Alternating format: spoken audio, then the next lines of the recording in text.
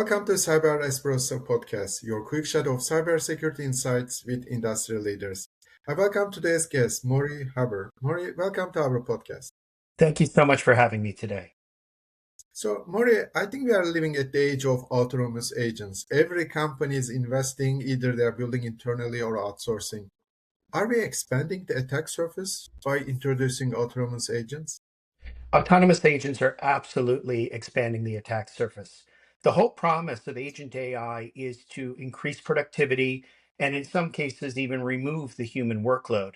That means that these autonomous agents have got to talk to various data sources and act on behalf of humans themselves or in replacement of.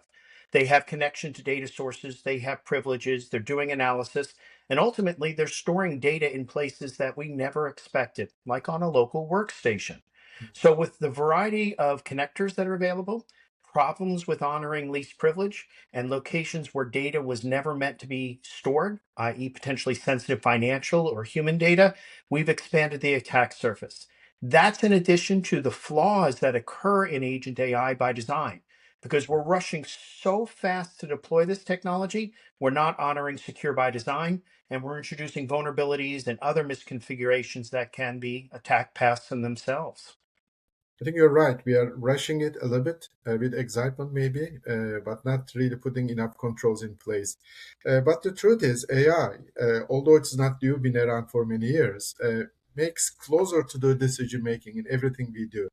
But at the end of the day, in your opinion, who is accountable when an AI system doesn't work or makes a bad decision? Well, the accountability is a really interesting aspect because it's not just one person, it's actually entire departments and multiple departments. I'm a Mhm. firm believer that machine identities, whether it's a service account or a AI based, has to have a human owner relationship.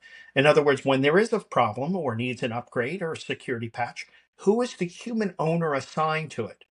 Now, when we Right. talk about agent AI and autonomous systems, even agentic AI, which is the combination of multiple agent AI systems behaving autonomously, the ownership is spread across multiple disciplines.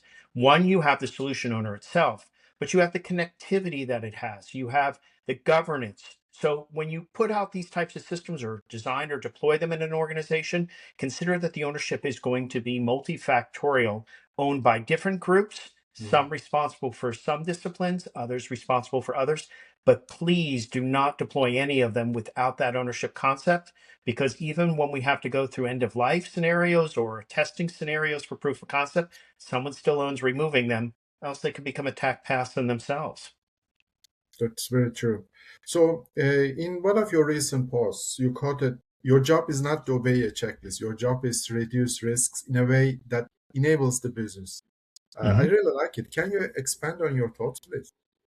Yeah. So being a former CISO for almost 10 years, operating as a CTO for even longer, and now as a security advisor, the problem with compliance today is it is seen as a checklist. There Yeah. are so many new frameworks and initiatives that we have to adhere to that when an audit comes through, we see those items. I'm going to go satisfy that compliance. We're going to go satisfy that audit checklist. And we're not thinking about why that control was put in place in the first place. Why is the concept of least privilege so important? Why is MFA everywhere so important? Why should we be doing OAuth 2.1 for machine identities? And then we start peeling back what the security benefits for. What we've failed to realize with that is many times we're doing things that are different than what the checklist states, but our methods and methodologies will actually satisfy the control in a different way. It just needs to be explained. So I encourage security leaders, especially governance teams, to take that verbiage and understand the intent and look to Mhm. see if you're doing other controls that may satisfy it.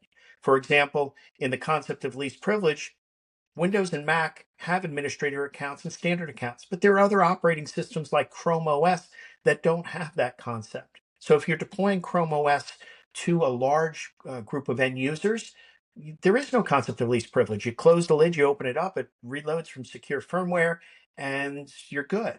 So honoring least privilege, yes, is true for servers, it's true for infrastructure, it's true at the desktop, for some operating systems, but not for others. But that one Very good. facet takes someone to understand the intent and how it's used versus just following it blindly. Very good. So, Mari, I truly appreciate taking your time, being part of our podcast, and sharing your insights. I look forward to talking to you on other occasions. Fantastic. Pleasure speaking with you today. Take care. Take care, Mari.